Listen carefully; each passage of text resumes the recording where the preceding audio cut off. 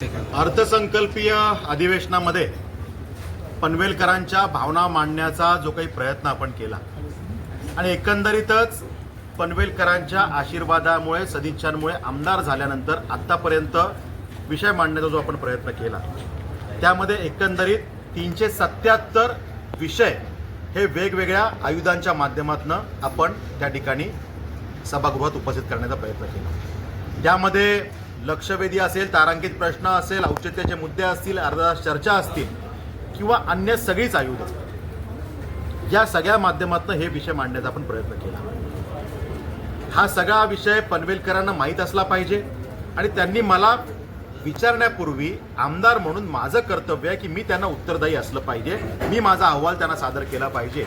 यासाठी मी एक पायंडा पाडला की प्रत्येक अधिवेशनानंतर मी पनवेलकरांना माझ्या पत्रकार परिषदेच्या माध्यमातून याचं उत्तर देईन, उत्तरदायी राहीन, माहिती देईन की मी आपल्यासाठी नक्की काय करतो। आणि त्यासाठी आजची पत्रकार परिषद झाली।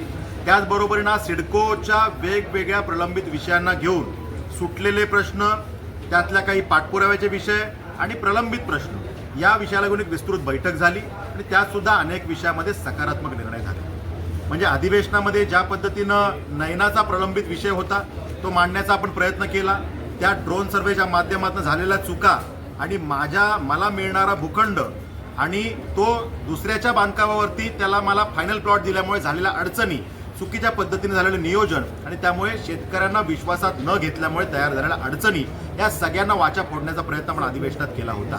त्याला सकारात्मक सगळ्या प्रक्रिया झाल्या, उत्तरं मिळाली आणि आता फिजिकल पद्धतीनं हे सर्वे सुरू झाले।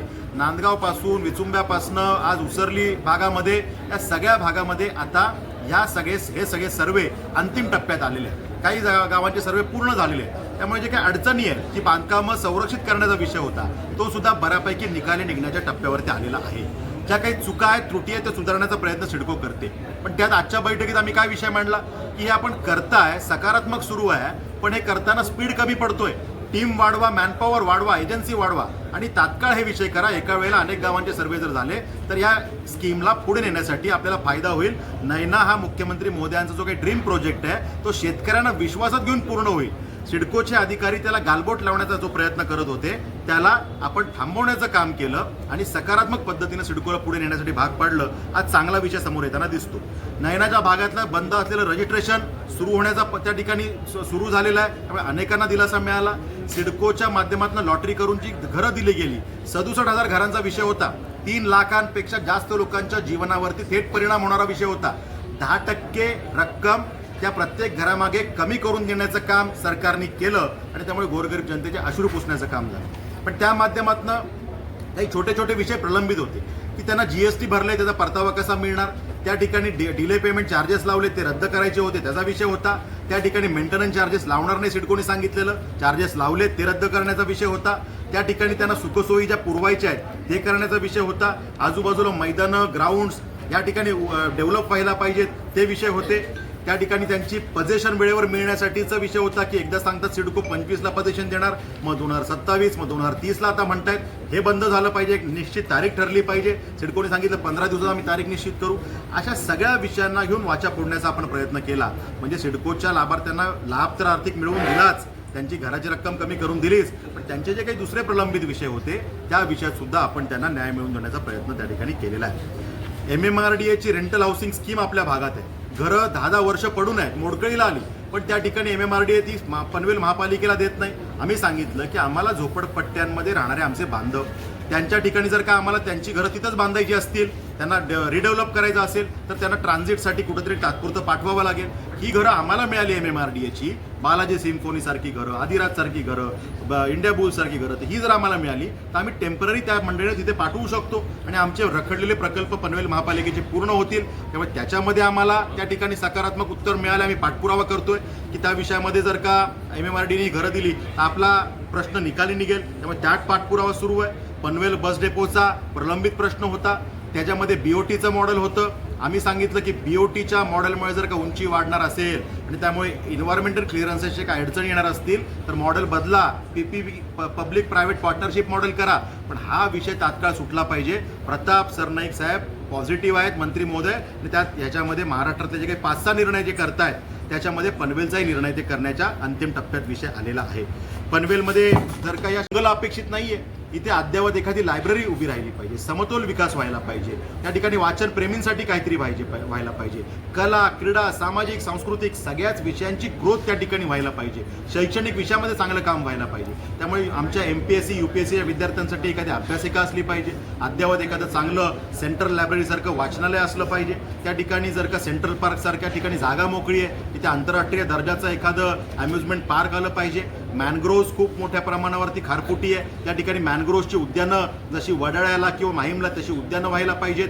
आंतरराष्ट्रीय दर्जाचं एक ॲक्वेरियम होण्याच्या विषयामध्ये जागेची मान्यता मिळालेली, आम्ही ती मिळवून घेतली. आता ते ॲक्वेरियम करण्यासाठीचा विषय असेल. नितेश राणेजींनी, मंत्री महोदयांनी ग्रीन सिग्नल दिला, प्रस्ताव सादर करण्याच्या अंतिम टप्प्यात आहे. त्यामुळे असे विषय असतील.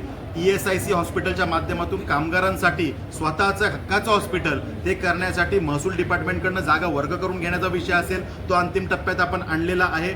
BMTC कर्मचाऱ्यांचा विषय होता. 84 साली बस सेवा बंद झाली, अजून कुठलाच मोबदला मिळाला नव्हता. आपण निर्णय करायला लावला आणि विषय मार्गी लागला. 157 कोटीचं वाटप प्रत्येक बुजुर्ग नागरिकाला आमच्या तत्कालीन जो काम करत होते 10-10 लाखाची मदत त्या ठिकाणी मिळणार आहे, मोबदला मिळणार आहे, या विषयाला सुरुवात झाली. त्यामुळे असे अनेक विषय सोडवण्याचा आम्ही त्या ठिकाणी प्रयत्न केला.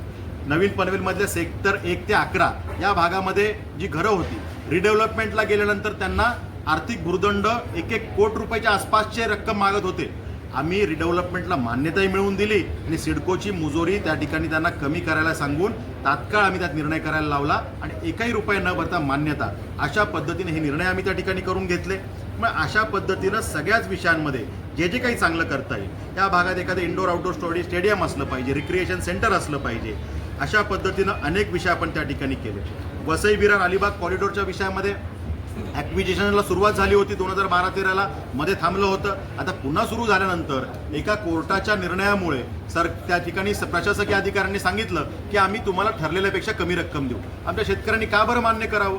आम्ही त्या ठिकाणी आवाज उचलला, खालपासनं वरपर्यंत सगळा अभ्यास केला आणि महसूल मंत्री महोदयांच्या दालनात बैठक लावून निर्णय करून घेतला आणि तात्काळ प्रशासनाला प्रस्ताव पाठवायला सांगितला की यामध्ये शेतकऱ्यांना जे काही रक्कम ठरली आहे तीच मिळाली पाहिजे. वाढीव मिळत असेल तर वाढीव द्या, पण कमी मात्र चालणार नाही, जी ठरली तेवढी द्यावी लागेल.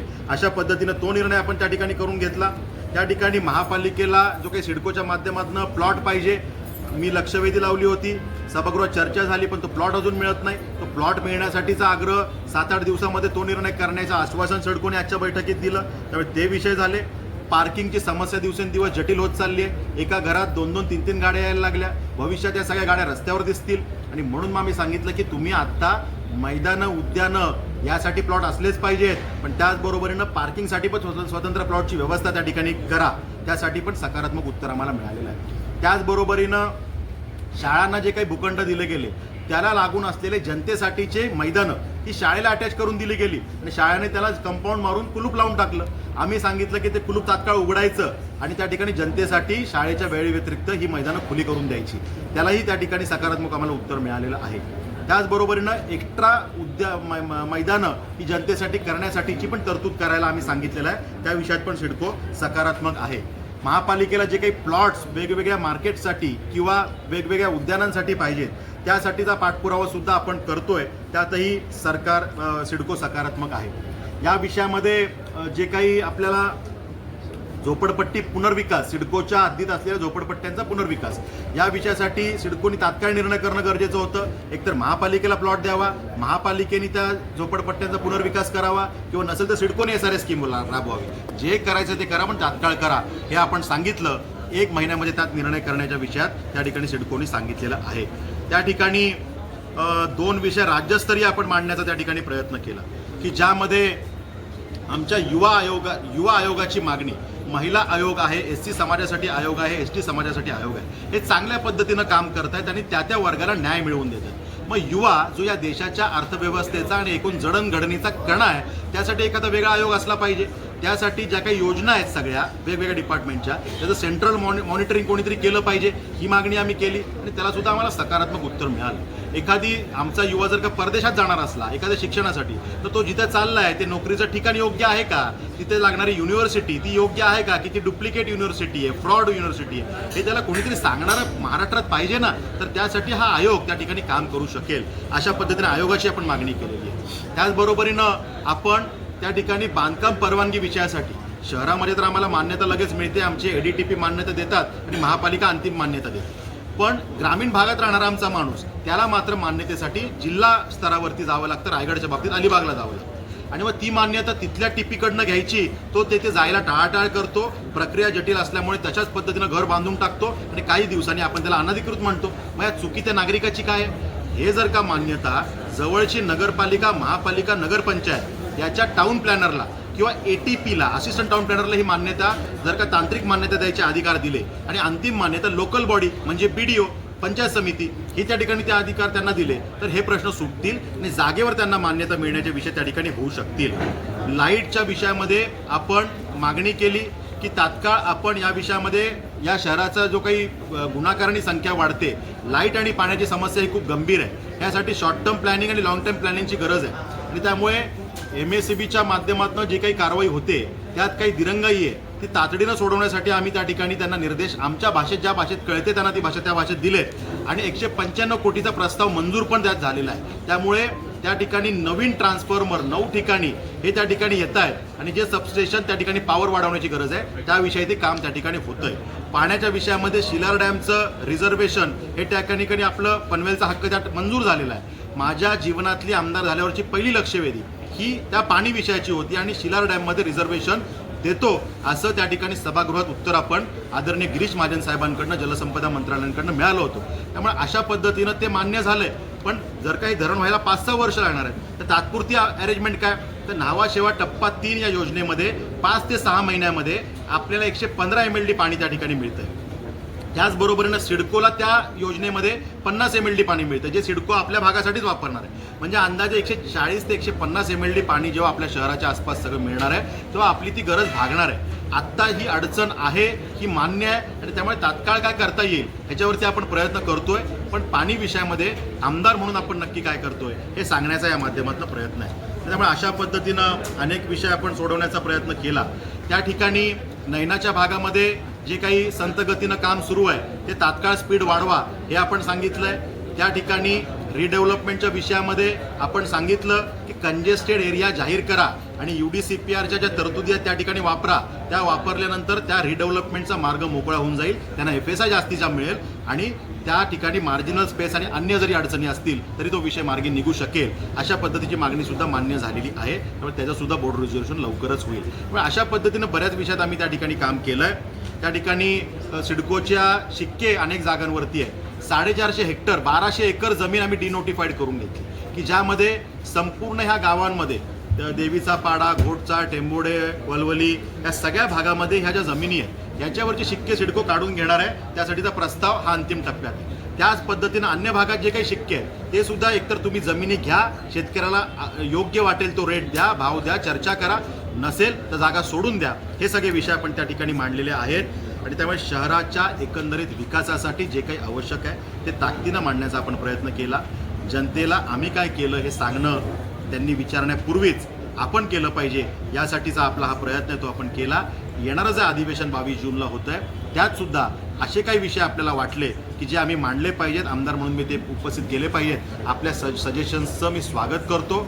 जे जे विषय आपण द्याल आणि ज्या विषयामध्ये काम करणं गरजेचं आहे त्या विषयांना न्याय मिळवून देण्यासाठी मी त्या ठिकाणी प्रयत्न करीन. आणि त्या ठिकाणी आपल्याला त्या ठिकाणी आपण सगळ्यांनी मला काम करण्याची आमदार म्हणून जी काही संधी दिली आहे त्या संधीचं सोनं करून जनतेच्या कल्याणासाठी, त्यांच्या अश्रू पुसण्यासाठी जे काही करता येईल ते करण्याचा मी प्रयत्न करतोय. धन्यवाद.